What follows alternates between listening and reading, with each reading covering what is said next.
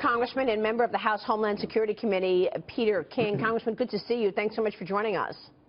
Thank you, Maria. Thank you very much. So many threats to look at, and of course you've studied all of them. Cyber security, cyber threats, as well as now chemical weapons apparently used by ISIS. How do you see it?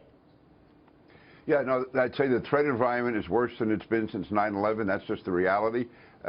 Director Brennan mentioned cybersecurity. That is a very, very significant issue. And one of the problems is, I don't think the American people, realize the full significance of it. It's hard to conceptualize a cyber attack. You can understand a bomb going off. You can understand someone being shot. It's hard to visualize a cyber attack. But the fact is, it can be devastating. It could bring down all the planes. It could dramatically interfere with our defense system. It could stop the power grid. I mean, all of these are real threats, and that has to be faced up to. There is more effort being put into it by the government, but I wish it was more part of the political debate and discussion so the American people would realize why we have to take certain steps, why we should be taking certain steps, and it's not just the invasion of privacy.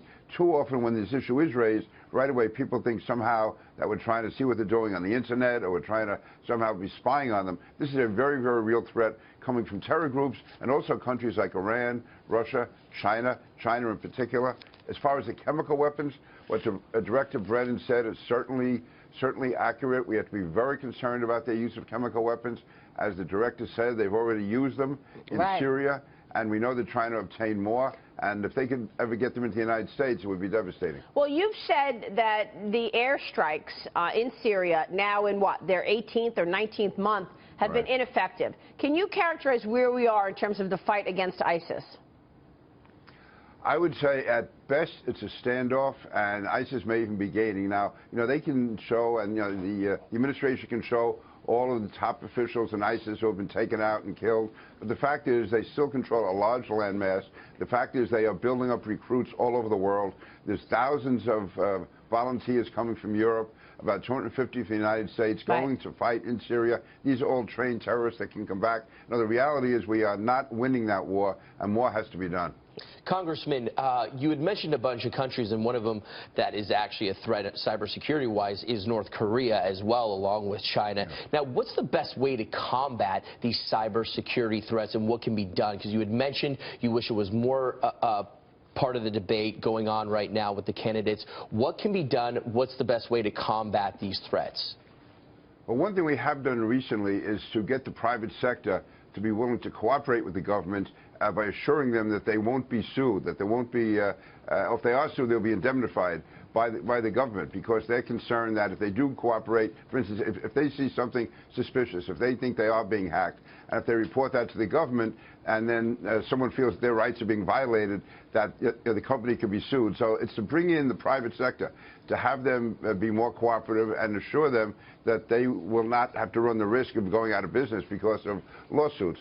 Others is increased technology, and also to work more closely with our allies, and also the power of retaliation, to let these countries know that if they attempt any of this on us, we can bring down their systems as well. Yeah, here's Michael Block. Yeah, Congressman, do you think these problems can be solved without spending more on defense and homeland security? No, I think more has to be spent on defense. Our defense system has really deteriorated over the last several years, both as far as personnel, as far as naval carriers. We can go down the list where really the defense has been, the military has been somewhat almost hollowed out. As far as homeland security, I'm very concerned that this year's budget the president just submitted dramatically cuts the assistance that's given to local governments for homeland security. And this is not some kind of a federal handout, because what you would have the police in Boston or New York or Los Angeles doing, they're really doing carrying out a federal responsibility of protecting us against a foreign enemy. And not to be giving them the funding they need to do that is really irresponsible at a time when ISIS is such a threat. I mean, in New York alone, there's more than 1,000 police officers working full-time on counterterrorism and intelligence. Now, that's a federal responsibility. The NYPD is doing it because the federal government can't do it all, and it's absolutely essential. Just like last July, June and July, you had 5 ISIS operatives arrested in New York, and it was believed that was part of a planned 4th of July attack. To be cutting back on that in any way is, could be catastrophic. Yeah, which is why conservatives are so upset about this budget right now, because the spending's locked in for the entire year. Yeah, well, that goes to October 1st. But the budget the president just submitted, that's for starting October 1st of this year and going into 2017. And why they made these cuts, I mean, it's almost, in some areas, 40–50% cut in key areas of homeland security. All right. Congressman, good to have you on the program today. Thanks so much. Maria, thank you. We'll see you soon. Congressman Peter King there. Okay,